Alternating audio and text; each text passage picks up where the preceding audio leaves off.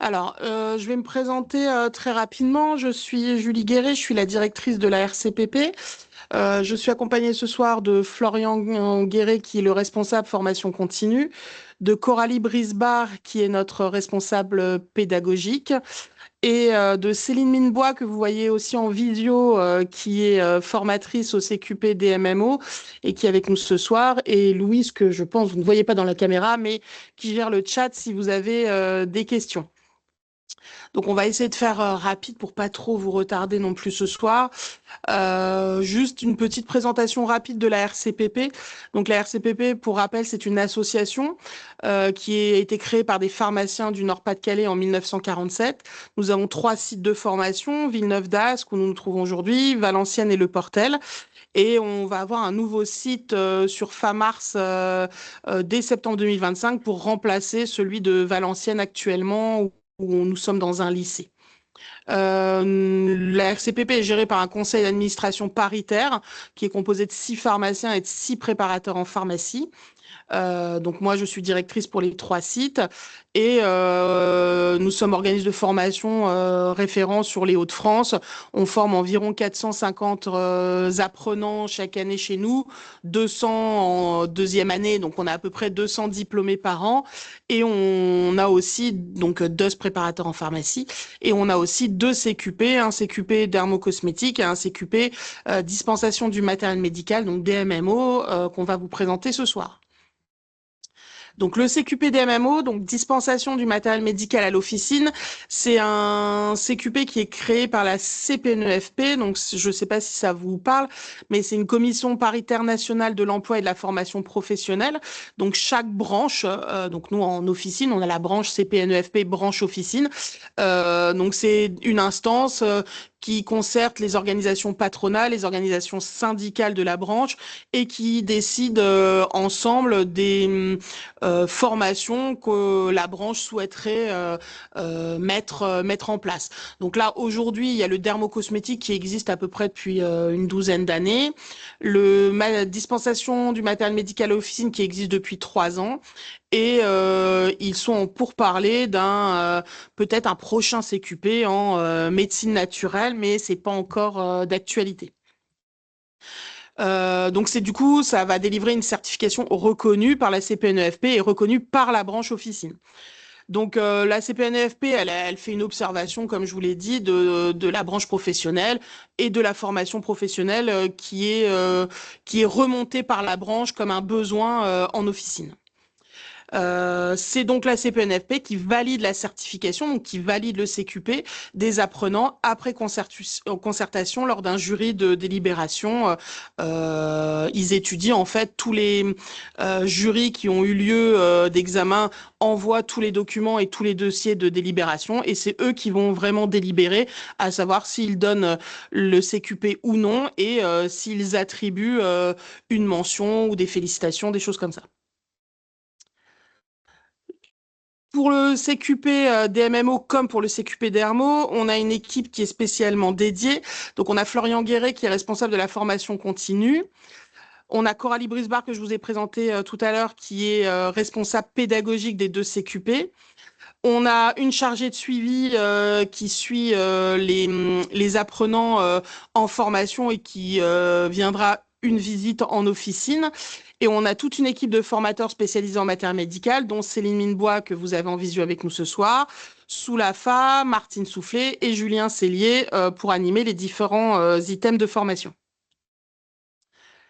Je vais laisser la main à Florian pour l'organisation. Bonsoir à tous. Alors pour ce CQP des MMO, alors l'organisation elle est assez simple. Donc les cours ont lieu tous les mardis, donc à partir de janvier jusqu'à juin, et quelques jeudis. Donc il doit y avoir 3 ou 4 jeudis maximum qui sont dans le planning. Le lieu donc c'est uniquement sur le site de Villeneuve-d'Ascq, dans une salle dédiée. On va vous montrer des photos d'ailleurs de cette salle. C'est une salle qui est au premier étage à la RCPP. Voilà, voilà, vous voyez les photos. Donc en fait, c'est une double salle, hein. Il y a une salle où il y a tout le matériel et il y a une salle de cours. Et donc ce DMMO est adressé à tous les préparateurs en pharmacie ainsi que les pharmaciens adjoints. Et la durée totale de la formation est de 180 heures sur 6 mois, de janvier 2025 à juin 2025. Pour le programme, je vais laisser la parole à Coralie. Oui, alors donc du coup, le programme, donc il est divisé donc en 6 UF. Donc UF, c'est pour unité de formation. Enfin, donc l'UF 1, enfin, qui reprend donc tout ce qui est connaissance sur l'environnement professionnel, réglementaire, l'approche tarifaire. Donc on essaye au maximum d'être en lien, bien sûr, avec l'exercice officinal et de faire une approche pour la tarification qui soit concrète à l'officine. Un deuxième UF, donc on est sur du 10h30 pour cette UF-là, 3 demi-journées, qui reprend donc tout ce qui est obligation. Donc obligation professionnelle, obligation dans les règles de déontologie, dans les bonnes pratiques, la qualité et tout ce qui est matériaux, donc vigilance. Un UF3, donc un peu plus conséquent, on est sur 42 heures. Donc là, c'est tout ce qui est physiologie, pathologie, thérapeutique liées bien sûr à l'handicap et aux maladies. Donc du coup là on reprend donc des situations concrètes donc de pathologie qui pourraient du coup nécessiter un recours au matériel médical ou à certains dispositifs. Et afin d'illustrer du coup cette UF, on a l'UF4 qui représente la majorité à 96 heures où on va reprendre donc du coup tout ce qui est connaissances médico-techniques donc de tout ce qui est dispositif médical et donc surtout le matériel. Donc là, du coup, Céline, donc présente ici, intervient énormément donc sur ce module et du coup, vous aurez l'exposé du matériel, mais aussi donc entre guillemets sa mise en place, son entretien, son suivi. Euh, le matériel est amené donc directement au centre à Villeneuve-d'Ascq. Donc, tous les semaines, du coup, on a du matériel qui nous arrive. Et donc, Céline se sert de ce matériel pour vous le présenter. Martine Soufflet vous emmènera aussi donc, au sein donc, d'une entreprise juste à côté pour voir tout ce qui est fauteuil. Donc, voilà, c'est le seul déplacement pour ce CQP. L'UF5, donc là, on retourne sur un plus petit UF, donc on est sur 10h30, qui va s'occuper de tout ce qui est accompagnement, relations d'aide, de communication. Bien sûr aussi, encore une fois, adapté donc à un exercice en ville, en fait, hein, pas du coup à l'hôpital. Donc tout ce qui est possible, mais pour le circuit officinal. Le dernier UF, donc pareil, sur 10h30, donc reprend donc tout ce qui est communication professionnelle et interprofessionnelle avec tout le réseau pluridisciplinaire, pareil, bien sûr, en lien avec donc, ce qui est possible en ville. L'examen, donc on est sur un examen unique au mois de juin. Donc justement, on va revoir un peu cet examen juste après. Et donc du coup, la formation, donc on est sur 180 heures de formation, plus un examen au mois de juin. Céline, est-ce que tu veux rajouter des choses ou pas sur les unités d'enseignement? Oui, alors juste, je fais un tout petit point là-dessus, puis après on aura peut-être des questions en fin de visio auxquelles on répondra forcément. Juste pour vous, parce que bon, ça reste des titres de chapitres, donc c'est vrai que ça peut être difficile pour vous de vous imaginer réellement ce qu'il y a à l'intérieur de ces titres de chapitres. Mais pour vous donner une idée, en fait, alors on travaille aussi beaucoup avec des ordonnances. On essaie toujours de faire des cas pratiques pour que ce soit vraiment le plus, enfin que vous arriviez à vous projeter aussi après quand vous retournez en pharmacie. On a toute cette approche réseau de soins, réseau local qui est très intéressante. Enfin moi, j'amène les participants à se créer un carnet d'adresses. Donc, on a à la fois des choses théoriques. Je fais rencontrer aussi d'autres professionnels de santé qui viennent justement à la RCPP pour vous parler un petit peu de leur métier et aussi vous parler de ce qu'ils attendent du travail en réseau avec les pharmacies. Donc, il y a cette partie vraiment environnement professionnel qui est très intéressante et qui vient aussi, donc UF1 et UF5, UF6, pardon, avec la communication pro et interpro. Là aussi, où on travaille avec des ordonnances et des cas pratiques. Ensuite, bah forcément, toute la partie législative, physiopathologique, cette année, on a vraiment fait attention justement à coordonner en fait tout ce qui est théorie et pratique. C'est-à-dire que quand on va traiter une pathologie le matin, l'après-midi, on va avoir les dispositifs médicaux associés et ce qui va permettre justement de faire du lien avec la théorie, avec ce que vous aurez vu le matin en formation justement. Donc là, on a réussi vraiment à se coordonner un maximum. Et puis pour l'examen, forcément, vous êtes préparé puisqu'on organise des examens blancs. Tout au long des cours, en fait, on fait aussi des cas pratiques, des ordonnances, des petits jeux de rôle. Donc, vous êtes amené à chaque fois euh, à travailler tout au long de l'année. En fait, enfin, vous êtes mis en situation d'examen un petit peu tout au long de l'année avec les cas pratiques qu'on va pouvoir travailler justement. Merci Céline. Et effectivement, comme le disait Céline, c'est bien de le souligner, il y a aussi, oui, des intervenants et des prestataires extérieurs qui viennent aussi pendant les cours pour vous parler de et vous donner un peu leur expertise dans différents domaines.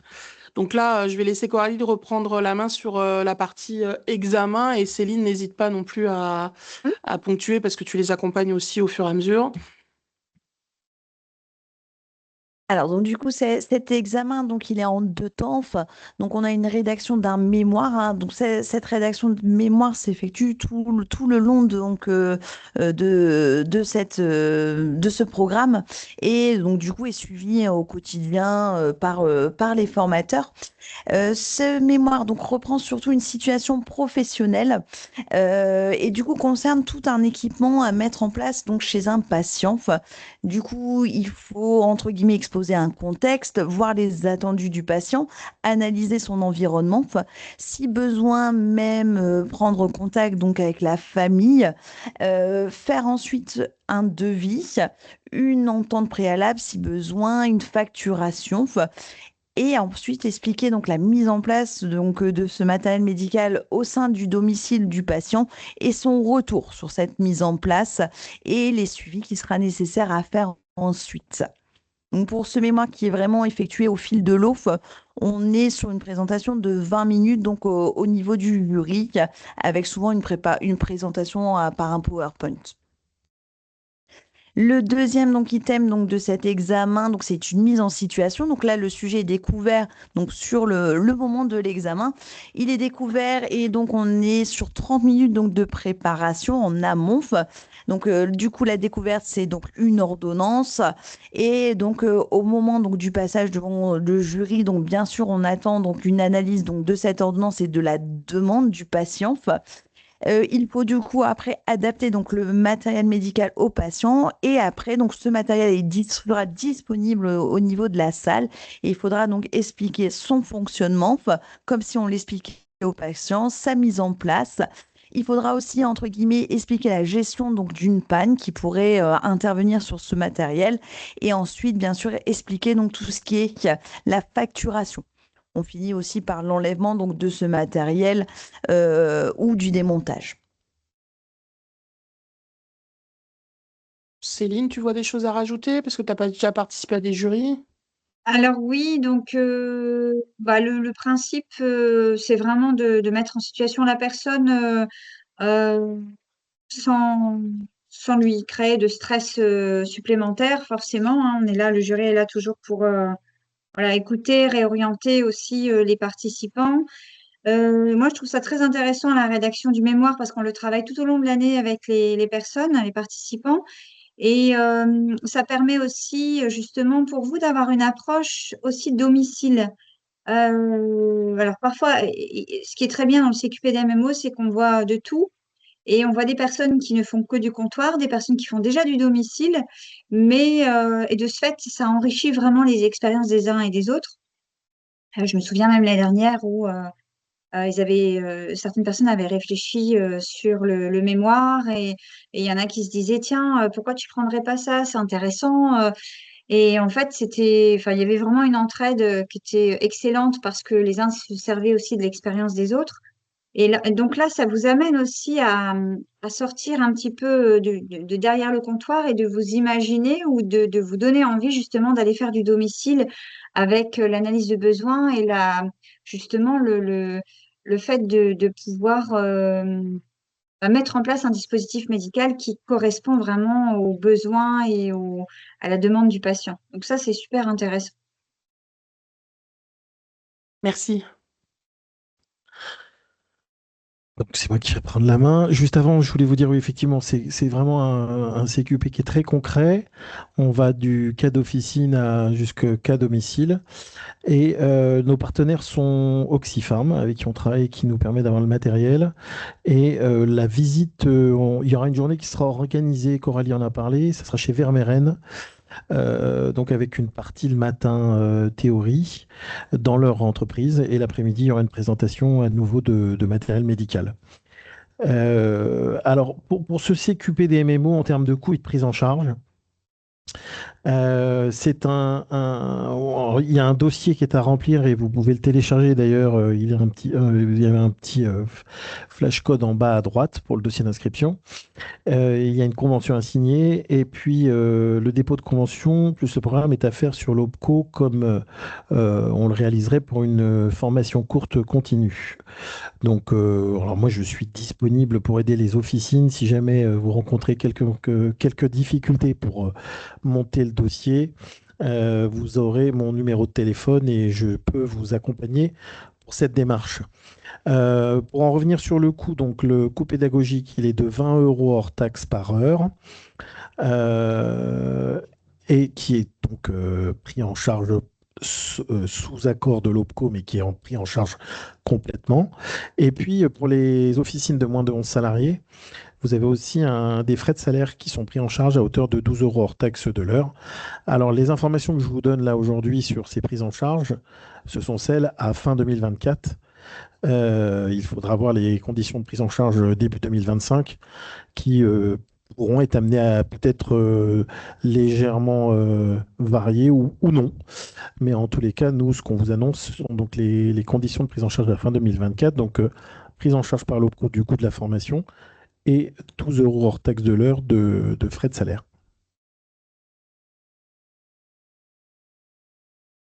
Alors, on a déjà préparé une petite série de questions-réponses et des questions qu'on a assez régulièrement. On va déjà balayer celle-ci. Et après, je vous invite à, s'il y en a d'autres dont on n'aurait pas fait mention, n'hésitez pas à nous interpeller pour poser d'autres questions. Première question qu'on nous demande souvent, c'est quels sont les taux de réussite aux examens. Donc ça, c'est des informations que vous pouvez retrouver sur notre site internet. Donc on a un taux de réussite de 93,3%. L'année dernière, il y a eu 14 reçus sur 15 candidats. Et 10 candidats ont obtenu les félicitations du jury et la certification, comme je vous l'ai dit tout à l'heure, est délivrée par la CPNEFP de la branche officinale. D'ailleurs, on peut peut-être en parler tout de suite. Il est possible effectivement de redoubler. Donc, dans ces cas-là, évidemment que vous ne refaites pas la formation. Par contre, vous devez représenter un mémoire ou le mémoire que vous aviez déjà fait en ayant évidemment amélioré ce qui n'allait pas et l'année d'après, en fait, l'année suivante. Est-il nécessaire de renouveler cette certification après quelques années? Donc non, hein, c'est comme n'importe quel diplôme que vous avez, il est valable dans le temps. Est-il possible de suivre la formation à distance? Donc aujourd'hui, c'est pas prévu et enfin c'est pas étudié pour le moment parce que comme Coralie et Céline vous l'ont très bien expliqué, il y a beaucoup de pratiques dans ce CQP, du matériel qui est livré toutes les semaines et qui est différent. Donc pour l'instant, forcément, ce CQP n'a un intérêt qu'uniquement en présentiel. On le propose pour l'instant que sur le site de Villeneuve d'Ascq et l'objectif, c'est vraiment d'avoir une interaction optimale entre les formateurs et les participants et surtout de pouvoir mettre en pratique toutes les présentations de matériel que vous avez à disposition. Que se passe-t-il si je dois m'absenter lors d'une session? Donc, comme dans toute formation, ça peut arriver d'être absent. Donc, évidemment qu'il faut signaler en amont vos absences, mais l'objectif, c'est que ça reste exceptionnel parce qu'encore une fois, comme on vous l'a dit, chaque semaine, le matériel va changer pour que la théorie que vous allez étudier soit mise en pratique l'après-midi. Donc, évidemment que vous allez avoir du nouveau matériel à chaque fois. Donc, c'est finalement, si vous ratez une journée de course et vous ratez la semaine, finalement, c'est du matériel que vous risquez de ne pas revoir peut-être lors d'une session, dans une journée suivante. Et en plus de ça, la CPNFP impose une assiduité minimale pour pouvoir vous présenter à l'examen et être certifié. Combien d'apprenants sont acceptés par session? Donc ça, déjà, c'est pour garantir un accompagnement de qualité et pour que tout le monde puisse avoir un accompagnement aussi personnalisé, parce que, comme vous l'a dit Céline, vous êtes accompagné sur le mémoire tout au long de la formation, et de toute manière, la CPNFP impose un maximum de 20 personnes par session de formation. Est-ce qu'il y a des évaluations pendant la formation? Donc, vous avez des mises en situation, des cas pratiques, des ordonnances à étudier, mais c'est pas des évaluations notées. Il n'y a pas de contrôle continu qui compte des points, en tout cas pour un examen pendant la formation. Par contre, vous aurez un examen blanc. Nous, notre objectif, c'est de vous préparer au mieux pour les examens. Donc, un examen blanc est prévu, je crois, en mai. En mai, voilà, en conditions réelles, pour pouvoir vous exercer, vous mettre en situation le plus possible et corriger justement toutes les petites remarques que vous feront les formateurs pour le jour J. Quel est le profil de nos formateurs? Donc, ce sont tous des professionnels expérimentés dans le domaine pharmaceutique ou le matériel médical. Donc, on a des pharmaciens, on a des experts en matériel médical, en maintien à domicile et des intervenants aussi en e-santé. Je te laisse reprendre la main, Coralie, plutôt là-dessus. Alors du coup, les pathologies abordées, donc on va commencer par l'appareil locomoteur, tout ce qui est pathologie donc cutanée avec les articles de pansement. Tout ce qui serait donc la gestion de la douleur et une aparté donc sur le cancer ou les cancers. On va étudier la sphère, donc l'appareil respiratoire, la sphère digestive et donc du coup l'estomie et l'appareil urogénital avec la gestion donc de l'incontinence à domicile. Alors bien sûr, cette liste, elle n'est pas complète, hein. On a des items supplémentaires, mais ça donne une idée du programme. Au niveau donc du coup du matériel vu en formation, alors pareil, hein, la liste n'est pas complète, hein, il y en a encore plus.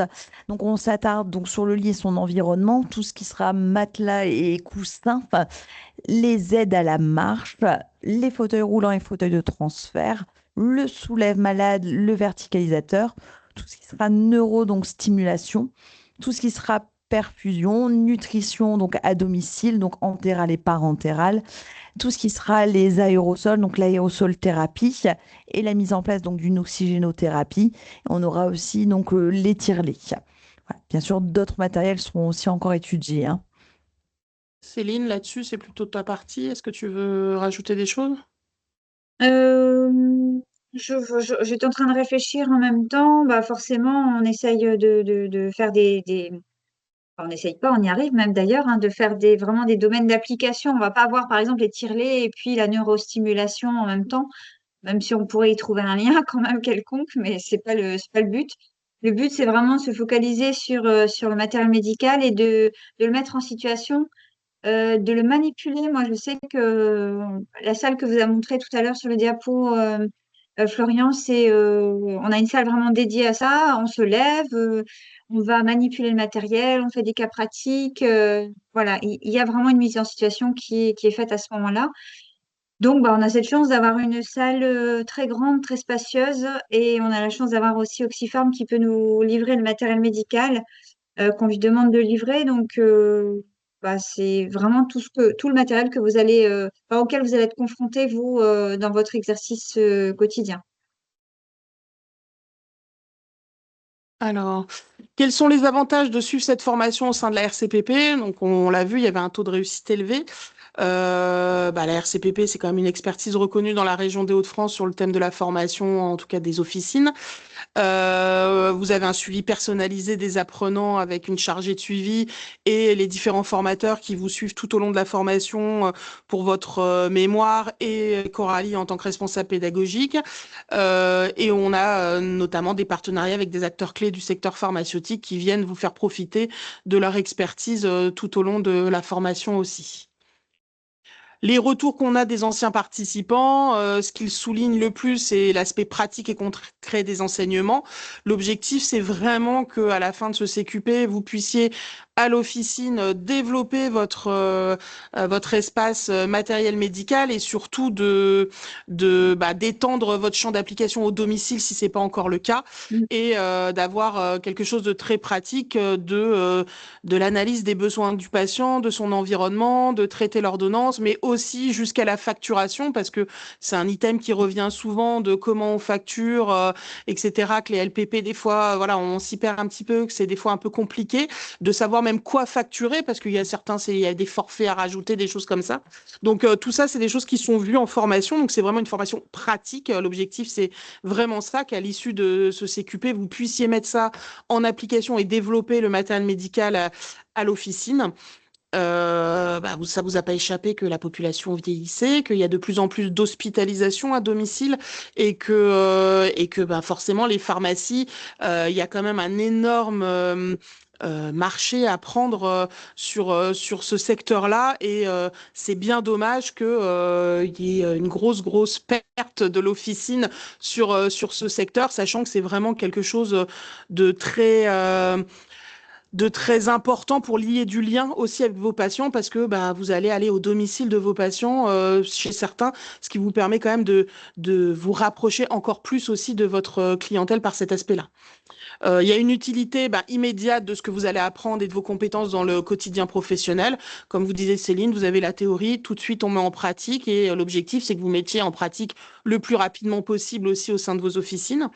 Et c'est un enrichissement personnel grâce aux échanges avec d'autres professionnels, mais aussi au sein de votre groupe. Généralement, les groupes se créent un groupe de classe et se suivent même encore après la formation, s'échangent des bonnes pratiques ou des bons tuyaux aussi. Enfin voilà, c'est aussi une façon de vous créer un réseau professionnel en dehors aussi de votre officine.